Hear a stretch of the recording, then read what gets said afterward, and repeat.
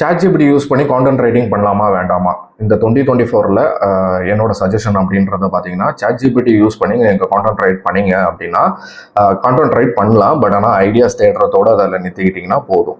அதை பொறுத்து நீங்கள் கம்ப்ளீட்டாக வந்து ChatGPTலே கான்டென்ட் எழுதி அந்த கண்டென்ட்டை உங்கள் வெப்சைட்டில் எடுத்துகிட்டு போய் பப்ளிஷ் பண்ணிங்கன்னா, கண்டிப்பாக உங்கள் கூகுள் வந்து உங்களோட வெப்சைட்டை டீப்ரமோட் பண்ணி உங்களை வந்து ரேங்கிங் இல்லாமல் பண்ணிடும். ஓகேங்களா? அதுக்கப்புறம் திரும்பவும் நீங்கள் நல்ல கண்டென்ட் போட்டிங்கனாலும் நீங்கள் வந்து மேலே வரது ரொம்ப கஷ்டமாக இருக்கும். ஒரு வாட்டி நீங்கள் மார்க் பண்ணப்பட்டீங்கன்னா அகெயின் அண்ட் அகெயின் நீங்கள் எவ்வளோதான் வந்து பெட்டர் கண்டென்ட்ஸ் கொடுத்தீங்கனாலும் திரும்ப அதை ரீஎஸ்டாப்ளிஷ் பண்ணுறது ரொம்ப கஷ்டம்.